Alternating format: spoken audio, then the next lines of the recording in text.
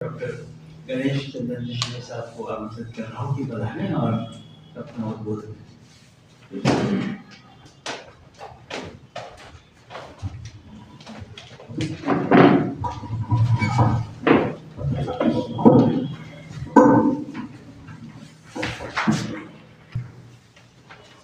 लोक साहित्य लोक कला के मर्मज्ञ इस सत्र के अध्यक्ष पितृतुल्य डॉक्टर के शर्मा सर, मेरे सहयोगी चर्चक डॉक्टर हुसैनी सर, आगे जितने भी बुजुर्ग और इस लोक कला के क्षेत्र में जिन्होंने अपना पूरा जीवन व्यतीत किया है, ऐसे डॉक्टर जीवन सिंह, अग्रसेन राव, श्री रमेश बोराना सर, पूर्वाध्यक्ष राजस्थान संगीत नाटक अकादमी, श्री अशोक मंथन जी, प्रोफेसर हेमंत दत्तालिया, और जिन्होंने मुझ पर विश्वास रखकर इतनी दूर से यहाँ पे मुझे निमंत्रित किया है हमसे, ऐसे हमारे बड़े भाई लईक हुसैन साहब, जिनके साथ में मैंने बचपन से लेकर अब तक काम भी किया है और उनको देखा भी है, ऐसे हमारे विलास जानवी जी और आप सब बहनों और भाइयों। उद्घाटन समारोह में लोक की रंगभाषा, लोक नाट्य, लोक कलाओं के बारे में बड़ी अच्छी बातें की गई। आज सर ने भारतवर्ष में कहाँ का कौन कौन सी लोक कलाएं हैं, उस लोक कलाओं के बारे में उन्होंने आपके सामने प्रस्तुतिकरण रखा, लेकिन मैं बात करना चाहता हूं तमाशा के बारे में। और ये जो तमाशा है, ये तमाशा मूल शब्द जो है वो महाराष्ट्र का नहीं है, तो अरबी शब्द है। मतलब जब जब इस भूमि पर लोगों ने आक्रमण किया बाहर के, तो कुछ अपने अच्छे बुरे संस्कार उस भूमि पर छोड़ के गए। इस तमाशा को पहले खेल कहा जाता था, खेल या गम्मत। और ये जो गम्मत है, ये जो खेल खेला जाता था, तो लोगों द्वारा लोगों के लिए किया गया खेल मतलब लोक नाटक है। तो ये खेल जब मेरे दादा परदादा ये सब तमाशबीन थे, मैं खुद तमाशबीन हूँ, लेकिन पढ़ा लिखा तमाशबीन हूँ, और जब मैं लोगों के सामने अपनी बात रखना चाहता हूँ तो इसके जड़े जो है वो आदिम काल तक जाते हैं। तो ये खेल कहाँ किस में था? तो महाराष्ट्र की भूमि पर 3 विधा काम करती है। एक तो भक्ति विधा है, दूसरी विधि विधा है, और तीसरी लोक विधा है।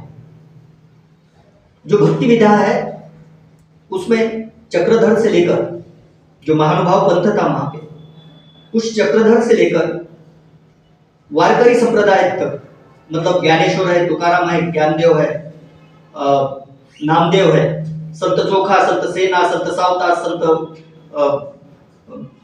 मीराबाई, संत जनाबाई, इन सब संतों ने समाज में जो ऊंची नीचता थी, समाज में जो जाति व्यवस्था थी, समाज में जो अंधश्रद्धा कर्मकांड थे, उस पर मार्मिक भाष्य करने का काम किया।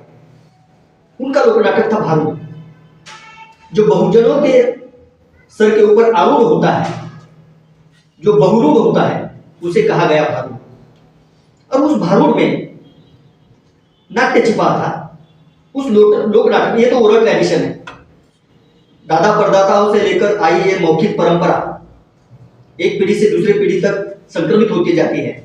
जो मेरे दादा ने गान गाया वही गान मेरे पिताजी गाते थे, लेकिन मेरे दादा के गाने का लहजा जो था वो अलग था, मेरे पिताजी का गाने का लहजा तो अलग था, क्योंकि लोक में या लोक नाटक में जो गीत गाए जाते हैं वो अपने हिसाब से गाए जाते हैं, उसे कहीं शास्त्र नहीं है, उसमें इलास्टिसिटी है, वो लवचिक है, अपने हिसाब से उसे कितना ताना लेना है, कहाँ तक जाना है, तो लोग गाते हैं, वो गाते थे। और ऐसे ही तमाशा इन भक्ति नाट्यों में से, विधि नाट्यों में से रंजन प्रदान होते चले गया।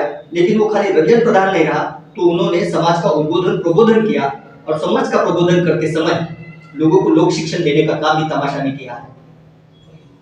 तमाशा जब 18वीं सदी के उत्तरार्ध में पेशवाई का अस्त हुआ, उस पेशवाई में जो शाहिर थे, ब्राह्मण शाहिर थे, जो पढ़े लिखे थे, और उनका नाम था शाहिर प्रभाकर, शाहिर हुनाजी, शाहिर बाड़ा, शाहिर राम जोशी, शाहिर परसराम।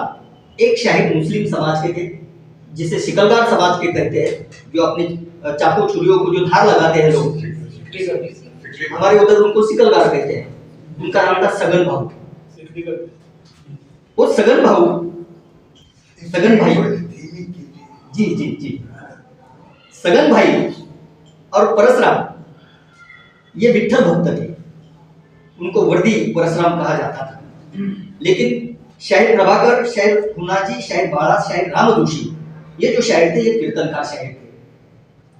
ये जो तमाशा कला है, ये जितनी भी कलाएं हैं लोक नाट्य की, ये कला को संवारा है, इसका प्रिजर्व किया है, इसको प्रस्तुत किया है, इसे खेला है अस्पृश्य समाज में, जो पिछड़े जाति के लोग थे, जो मार, मांग, चमार, गोंदली, मराठा, ये सब लोग बहुजन लोग, इन बहुजन लोगों ने इसको प्रिजर्व करके रखा और इसको आगे बढ़ाने का काम किया। जब पेशवाई में गाया जाता था तो बाजीराव पेशवा का गुणगान वहां पे किया जाता था, बस उसको अच्छा लगे ये गाया जाता था। पहले तो ये जो तमाशा है, ये आख्यानक लावनी, जो कलंगी तुरा आज आप देखने वाले हैं, हमारे पास में उसे कलगी तुरा कहते हैं, और वो कलगी तुरा भेदिक कवनों में से आता था। और ये भेदिक कवन है, भेद करना, तो ये भेदिक कवन रात भर गाया जाता था। बाद में पेशवाई में उसे श्रृंगार का साथ चला। वो पहले तो आध्यात्मिक था तमाशा, तो श्रृंगारिक लावनी, कटाव, शिलकार, भेदिक कवन, छक्कड़, घाटाची लावणी, हौदाची लावणी, चौकाची लावणी, तो लावणी के भी अलग अलग प्रकार आपको दिखाई देंगे। आजकल जो लावणी आप देखते हैं वो लावणी नहीं है। लावणी मतलब नृत्य नहीं है। लावणी श्रृंगार के साथ में हाव भाव करते समय जो आपने बात रखी है कि जहां उसमें आहार्य अभिनय है, अंगिक अभिनय है, वाचिक अभिनय है, और उसके साथ में अदाकारी का नृत्य है। और जब नृत्य, जरा इसका आवाज कम कर दीजिए। हाँ क्या है, हाँ हो गया। तो ये अरबी का जो तमाशा है, ये तमाशा फारसी में आया शब्द, फारसी से उर्दू में आया, और उर्दू से मराठी में आकर स्थापित हुआ। उसके ओर देखने का जो नजरिया है लोगों का, जो क्लास, एलिट क्लास और नॉन एलिट क्लास हम जब बोलते हैं ना, अभिजन और ग्रामजन, इसे सवारा तो ग्रामजनों ने है, लोगों के लिए है, अभिजनों के लिए भी है। संस्कार और संस्कृति का जतन संवर्धन करने का काम तमाशबीनों ने किया है और लोगों को संदेश दिया है। तो ये जब फारसी से अरबी में आया, अरबी में मराठी, अरबी से उर्दू से मराठी में आया और मराठी में आकर स्थापित हुआ, तो उस समय उसे गाली के नाम से लोग पहचानने लगे। मतलब दो लोगों के घर में कुछ झगड़ा चला तो क्या तमाशा लगाया है यहाँ पर, चलो भागो, जैसे उत्तर भारत में क्या नौटंकी लगाई आप लोगों ने। लोक कलाओं के ओर देखने का जो नजरिया है लोगों का, वो बदलना चाहिए। और लोगों की ओर, लोग की ओर फोकलोर बोलते हैं, मतलब पिछड़े जाति के लोगों ने जिसे सवारा है उसे लोर कहा गया है। जो अच्छी बात है कि फोक हमारा नहीं है, फोक नहीं है हमारा, लोक हमारा है, संस्कृति हमारी, परंपरा हमारी। तो इस तमाशा में पहले तो इन 5 शायरों ने अपने कवन लिखना शुरू कर दिया, अपनी रचनाएं लिखना शुरू कर दी, लेकिन पढ़े लिखे होने की वजह से उनको संस्कृत का अभ्यास था और फिर उसमें संस्कृत श्लोकों का उन्होंने अवलंबन करना शुरू किया। संस्कृत श्लोक लिखे, लेकिन फिर इसके घटक जो है, इसके एलिमेंट्स जो है तमाशा के, वो क्या होना चाहिए। सब लोग गणेश की पूजा करते हैं, गणेश आद्य दैवत है, विघ्न करता है, विघ्न हरता है, बहुजनों का देव है, लोक दैवत संप्रदाय का देव है गणपति। तो गणपति के नाम से ईश स्तवन जो करते हैं उसे तमाशा में गण कहा जाता है। और ये जो गण है, ये गण 5-5 गणों की सलामी देकर, पहले तो 5 गणों की सलामी होती थी, एक तो दर्शकों के लिए, एक तो रंगपीठ के लिए, एक तो खुद के लिए, एक तो परंपरा के लिए, और ये आगे चल के जो परंपरा आने वाली है 5 गण। या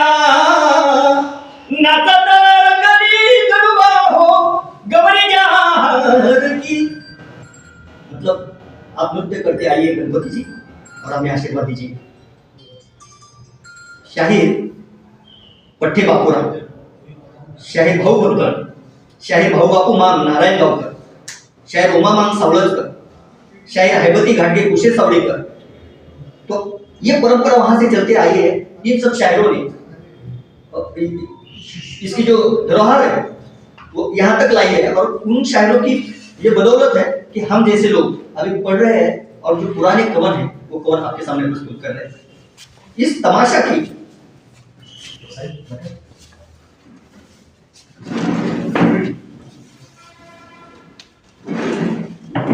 जो विद्वज्जन है तमाशा के उन्होंने ऐसे एलिमेंट्स बनाए, उनके घटक बनाए।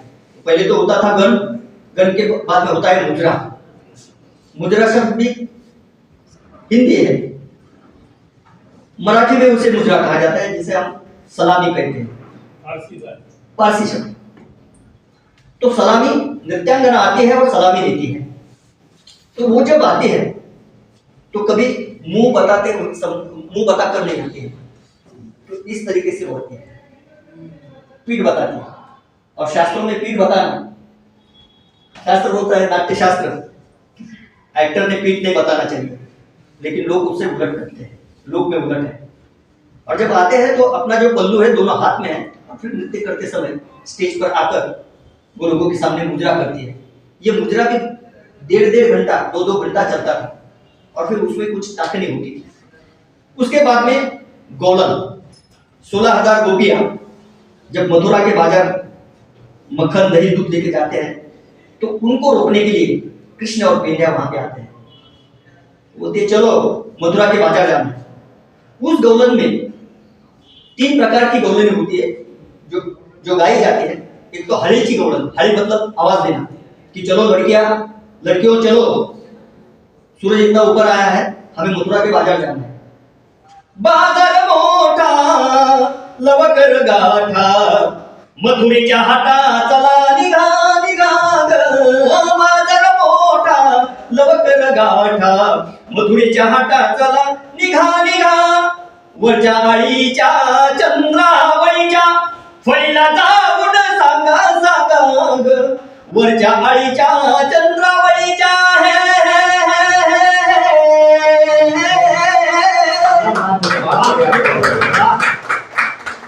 ये उसका सौंदर्य स्थल है। ये जो जगह ली है उन लोगों ने, इसे कहते हैं झील। झील का मतलब आप लोग तो समझते होंगे कि उस पानी के झरने के ऊपर या तो तालाब में, समुद्र में जो झील आती है, उस तरीके से लहर है। वो झील जो है, वो जो ताना है, उसे कहते हैं ललकारी, और मराठी में उसे कहते हैं महारी गायकी। महार ये शब्द जो है ये जातिवाचक शब्द है, लेकिन इस गायकी के लिए महा ये शब्द जो है, मैंने उड़ेली री, मैंने जो री खींची है, जो झील खींची है, ये री मैंने खींची है। तो जब जाना है मथुरा के बाजार, तो ये झील जब तक नहीं आती है तो वो 16,000 गोपियां वहां पे उस मौसी के पास में नहीं आती है। चंद्रावळीच्या फळीला जाऊन सांगा सांगा ग। बाजाराला उशीर झाला, सूर्यबिंबवर आला बघा ग। बाजार मोठा लवकर गाठा, मथुरेच्या हाटा चला निघा निघा। आप ताली बजा सकते हैं।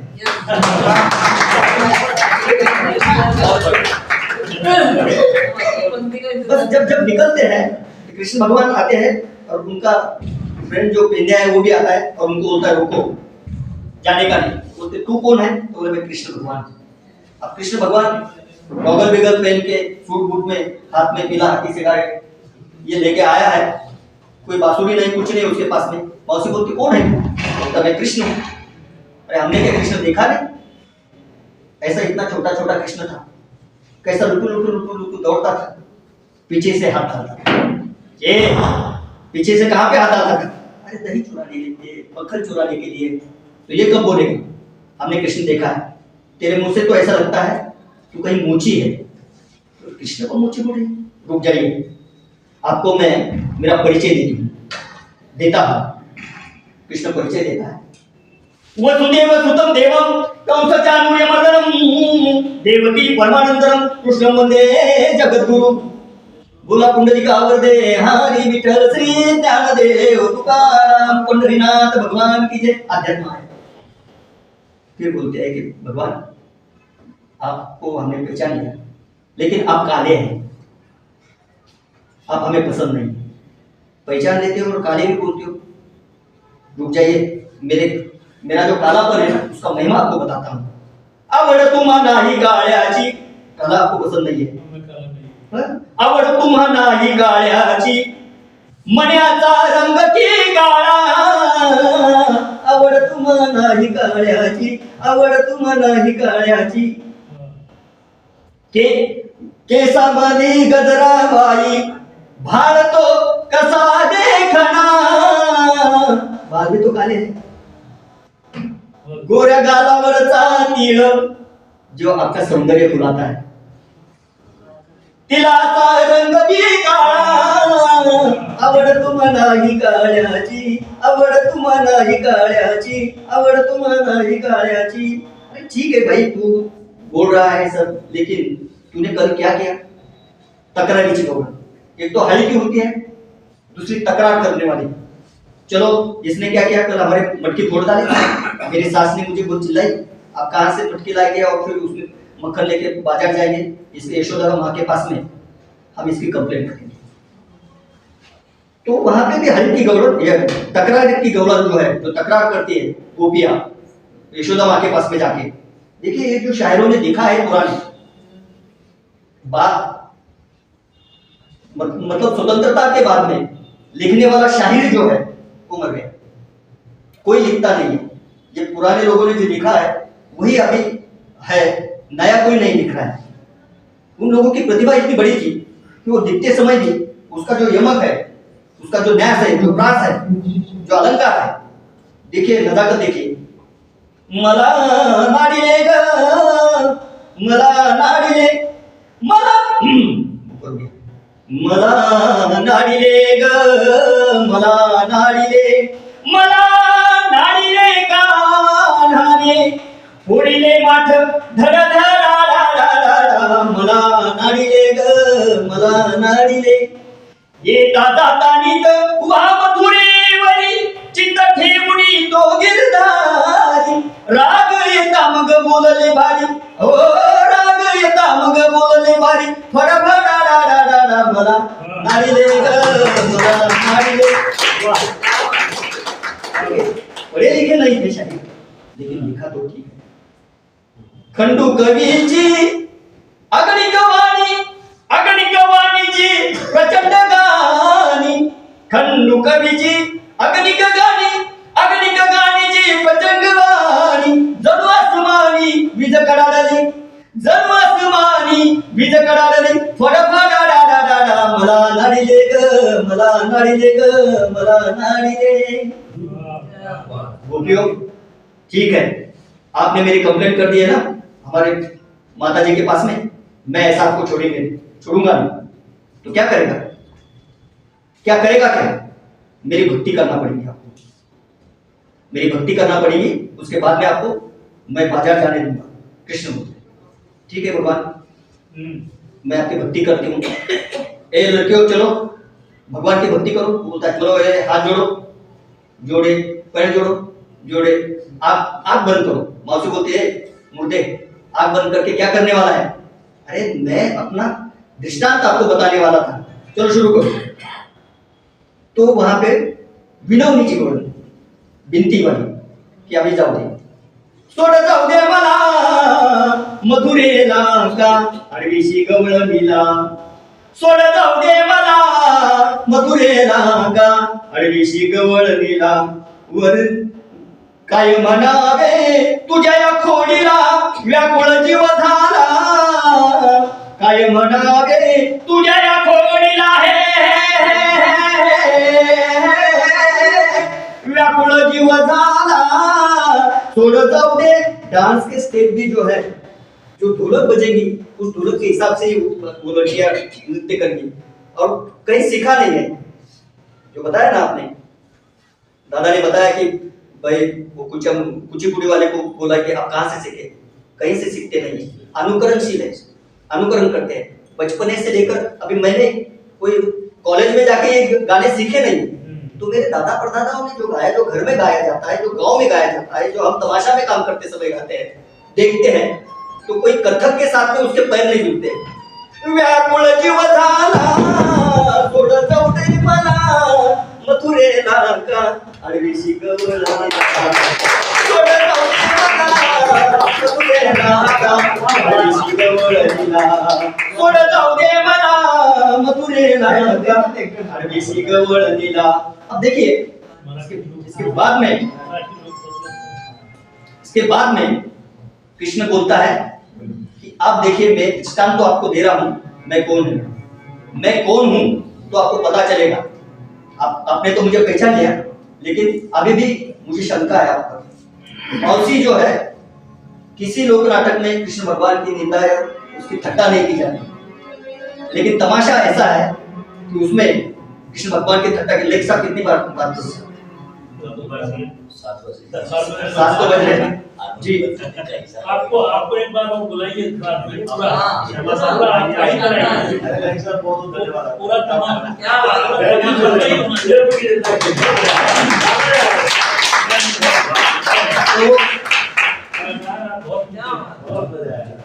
भारतीय स्वतंत्रता की लड़ाई में तमाशा ने काम किया। समाज प्रबोधन के लिए डॉक्टर बाबा साहब अम्बेडकर की जातीयता की लड़ाई चली, उसमें तमाशा ने काम किया। संयुक्त महाराष्ट्र की जो मिशन था, उसने भी तमाशा ने काम किया। और आज ग्लोबलाइजेशन के जमाने में तमाशा की ये जो बीज लेकर मैं हर जगह जा रहा हूँ, दुनिया भर घूम रहा हूँ। आज मुझे यहाँ पे लेख साहब आपने बुलाया, मेरे से कुछ गलती हुई होगी तो मैं आप सबकी गलती करता हूँ और यही से मेरे वाली को विराम देता हूँ। धन्यवाद।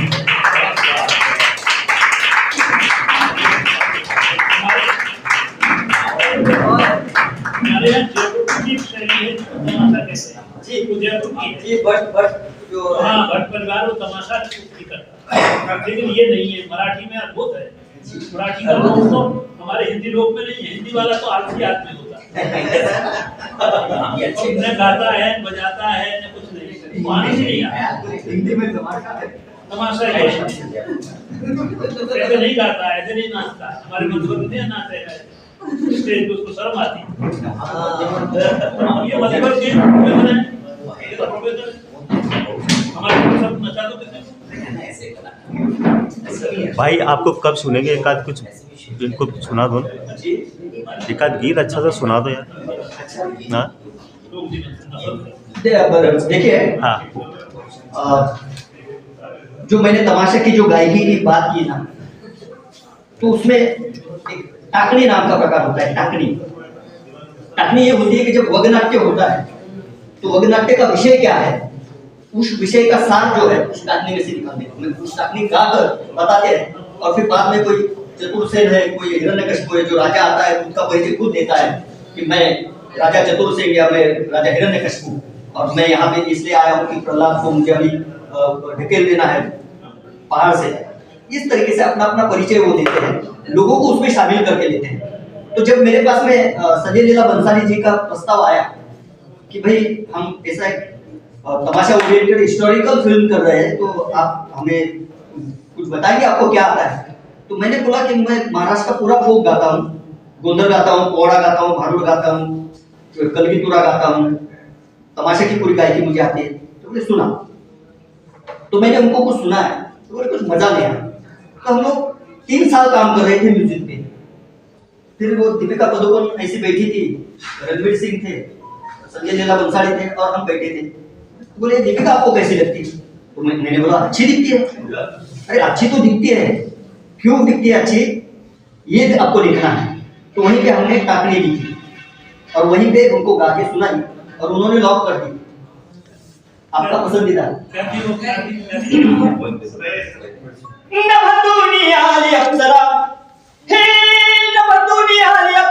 अशी सुंदर साज सजवून आली आली आली आली ग आली केसामध्ये माळ लागत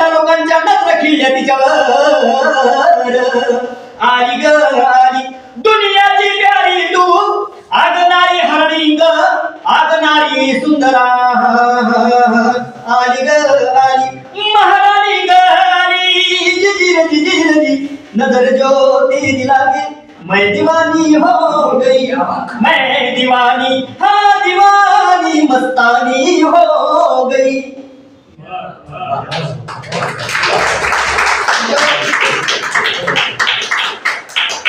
सही जो रैप है वो फोक में है।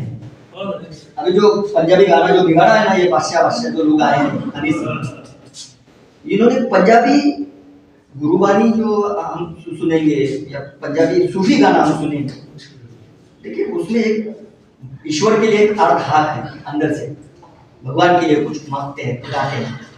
इन्होंने उसको रैप में बदल दिया। लेकिन फोक में जो रैप था वो समाज प्रबोधन के लिए था। एक ऐसी छक्कर जो 6 कंधे की होती है, मुखड़े जो होते हैं, मुखड़ा और उसके जो ये है, तो वो द्रुत में भी जाते हैं, विलंबित में भी गाते हैं, और उसमें से एक संदेश लोगों को दिया जाता है। तो मराठी अस्मिता के लिए शायद अमर सिंह ने वो छक्कर गाई थी, वो मैं आपको रैप कैसा है देखो। माझी मैना गावावर राहिली, माझ्या जीवाची होती है कायली, माझी मैना गावावर राहिली, हो माझ्या जीवाची होती है कायली, माझी मैना, माझी मैना, माझी मैना, माझी मैना, ओटी बाजार गव्हाळ कोण चंद्राची, उदात्त गुणाची, मोठ्या मनाची, सीता ती माझी रामाची, हसून बोलायची, मंद चालायची, सुगंध केतकी, घडू पुतळी सोन्याची, नव्या नवतीची, काळी दवण्याची, रेखी गोया कमान रवींद्र धनुची, हिरकणी हिऱ्याची, काठी अंधऱ्याची, आणि तशीच ती माझी गरीबाची, मैना रत्नाची खान है, मैना रत्नाची खान, माझा जीव की प्राण कसे सुखाला वाहन, तिच्या गुणाची छक्कर मी गायली, हो माझ्या जीवाची होती है गायली, माझी मैना गावावर राहिली, माझ्या जीवाची होती है गायली, गरीबीने ताकद होती या माधोबाची, अंधारी तयारी माझी मुंबईला जाण्याची, वेळ होती ती भऱ्या पाठीची, बांधवान केली भाकरी तुकड्याची, गरीब निघाली मैना माझी चांदणी शुक्राची, गावकरीला येतात कळे कोमजली तिच्या अंतरीची, शिकस्त केली मी तिला पत्राची वस्त्राची, दागिन्यानं मडून काढायची, बोली केली शिंदेशाही कोऱ्याची, साध्या कोल्हापुरी वज्रटी, गळ्यात माळ पुतळ्याची, कानात गोगरं, पायात माथुळ्या, दंड खिळा, नाकात खर्जाची। इसमें रैप नहीं दिखता है।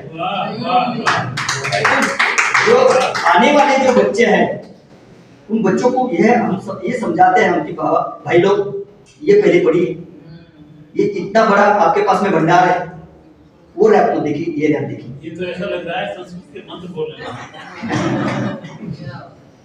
अच्छा ये बताइए, चंद्रपुर विदर्भ में झाड़ापट्टी होता है, झाड़ीपट्टी, झाड़ीपट्टी वो क्या है, ये क्या है? उसमें नाटक खेला जाता है, झाड़ीपट्टी का नाटक। उनकी बोली होती है विदर्भीय बोली, लेकिन उसकी स्क्रिप्ट होती है, और स्क्रिप्ट को पीछे से प्रॉम्प्टिंग होती है। हाँ, और पैसा बहुत है झाड़ीपट्टी में। हाँ, उसमें कहते हैं 100 करोड़ रुपए, 100 करोड़ रुपए की बहुत बड़ा उनका ये है। 3-3, 4-4 महीने तक चलता है। हाँ, महाराष्ट्र बहुत अलग तरह का प्रांत है। मुंबई से बराबरी नहीं कर सकते। मुंबई से बड़े बड़े रिपोर्टेड आर्टिस्ट जो है मराठी के, वो वहां पे जाते हैं और झाड़ीपट्टी के नाटक दंडारी खेलते, दंडा। तो ये सब विधायक है, ये सब महाराष्ट्र है। तो मैंने अपनी बात को रखने बस। झाड़ीपट्टी का कुछ सुना सकते हैं? नहीं सर, वो नाटक है, वो तो नाटक है, वो नाटक है, उसका कुछ है तो लोग नाटक ही। संवाद नाटक ही है। तो संवाद तो बड़े जोर जोर से कहे जाते हैं। जैसे मराठी में जो संवाद कृष्ण कहेगा या कुछ अलग सा कोई लोक नाटक है समझो, तो पहला जो वगनाट्य खेला गया तो 1818 में, जिसका नाम था मोहना बटाव। जैसे भवाई में वेश किया जाता है, तो भवाई में एक वेश है छेल बटाव। तो वो जो छेल बटाव की जो स्टोरी है वही मोहना बटाव के नाम से वहां पे पहला वगनाट्य जो तमाशा रंगभूमि पे आया वो मोहना बटाव, उसको खेला था उमा मांग सावलजकर ने। उनको उसका जनक कहा जाता है। इसका केंद्र चंद्रपुर है? नहीं, सांगली, सांगली, सातारा, कोल्हापुर। पश्चिम महाराष्ट्र में तमाशा के भी 2 प्रकार। झाड़ीपट्टी होता है। झाड़ीपट्टी तो चंद्रपुर, नागपुर, भंडारा, गढ़चिरौली, इधर भी है, इधर भी झाड़ीपट्टी है। विदर्भी वैदर्भी बोली, वराड़ी बोली, विदर्भी है। हाँ, वराड़ी बोली। और हमारी जो है घाटी बोली, क्योंकि हम घाट के ऊपर रहते हैं, तो घाटी में तमाशा लोग खेलते हैं। तो इस तमाशा, संगीत बारी का तमाशा अलग सा है, जिसमें खाली लावनी देखी जाती है, लावनी की जाती है, नृत्य। और ढोलकी फड़का जो तमाशा, उसमें 100 लोग लेकर तमाशा में अपना तंबू लेकर गांव-गांव जाकर वो तमाशा करते हैं। प्रदेश जैसे अलग अलग भाषा है, तो कोकर में उसे कहीं नमन खेले कहा जाता है, तो विदर्भ में उसे खड़ी गमत कहा जाता है, तो यहाँ पे हमारे खानदेश में उसे तख्त राव का तमाशा कहा जाता है। तख्त पर तमाशा करते हैं, ट्रैक्टर की ट्रॉली पर, पहले बैलगाड़ी में करते हैं। तो ऐसे अलग अलग नाम है उसको, लेकिन स्टाइल जो प्रेजेंटेशन स्टाइल है वो यही है। Thank you. बहुत धन्यवाद। ये जो आदरणीय जीवन सिंह जी भी कह रहे थे कि जो परफॉर्मेंस है वो किसी भी थियोरेटिकल पेपर को बीट करता है। हम पॉलिटिकल पेपर की सैद्धांतिक बातें कर रहे हैं, जब लोग की बात करते हैं तो वो बिना परफॉर्मेंस के उसकी बात उसका वो प्रमाण हमारे सामने अभी है। मैं सिर्फ 2-3 वाक्य कह के अध्यक्ष जी को आमंत्रित करूंगा, क्योंकि फोक और लोक के बारे में कुछ बातें हुई हैं। मैंने इसी साल फोकलोर एंड कल्चर स्टडीज में एमए किया। तो बेसिकली ये जो शब्द है वो वोक VOL के जर्मनी से आया है, जिसको इंग्लिश में फोक कहा बाद में। और आप देखिए कि लगभग बातें समान हैं, चाहे आप फोक का प्रयोग करें। एक उदाहरण देके बात खत्म कर दूंगा कि जो इजिप्शियन फोकलोर है, मिस्र की जो लोक गाथाएं हैं वहाँ के, खासतौर से जनजातीय समुदायों में, जनजाति शब्द भारत का हो सकता है लेकिन जो नेटिव्स हैं वो सृष्टि की उत्पत्ति का एक तरीका बताते हैं। बहुत सारे दुनिया के लोक साहित्य में सृष्टि की उत्पत्ति में ईश्वर का स्थान नहीं। तो वो ये कहते हैं कि प्रारंभ में एक बहुत बड़ी चिड़िया थी, large bird with dark wings, और उस बहुत बड़ी चिड़िया ने एक बहुत बड़ा सोने का अंडा दिया और सदियों तक उस अंडे को वो सेती रही। और बहुत सदियों बाद उस अंडे के भीतर जीवन की हलचल हुई। अंत में वो 2 टुकड़ों में टूटा, एक आकाश बन गया, दूसरी पृथ्वी। तो ये जो लोक की चेतना है, जैसा आप सर कह रहे थे कि उसमें घोड़े उड़ सकते हैं, तो ये जो तत्व है लोक का, इजिप्शियन फोकलोर में हमको दिखाई देता है। इसी तरीके से सिक्किम में एक जनजाति लेप्चा करके, वो भी मानते हैं कि जो कंचनजंगा पहाड़ है, वो कहते हैं we are children of snow, हम स्नो के या बर्फ के पुत्र हैं।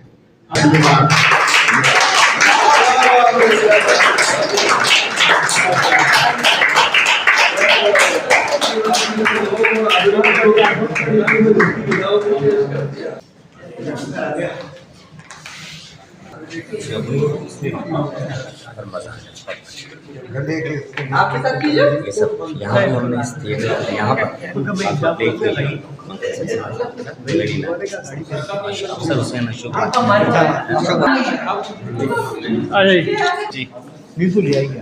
जीवन सिंह साहित्य अकादमी उदयपुर और भारतीय लोक कला मंडल उपेंद्र इनके संयुक्त तत्वाधान में जो संगोष्ठी 2 दिवसीय संगोष्ठी का आयोजन यहाँ पे किया गया, उसके लिए भारतीय लोक कला मंडल ने मुझे यहाँ पे निमंत्रित किया।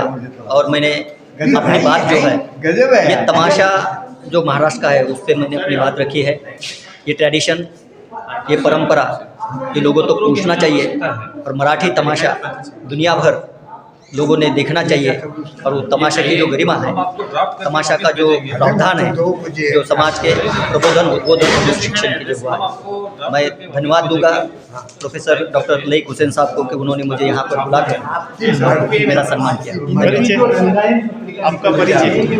मैं प्रोफेसर डॉक्टर गणेश चंद्र शिवे, विभागाध्यक्ष लोककला अकेडमी, मुंबई विश्वविद्यालय, महाराष्ट्र।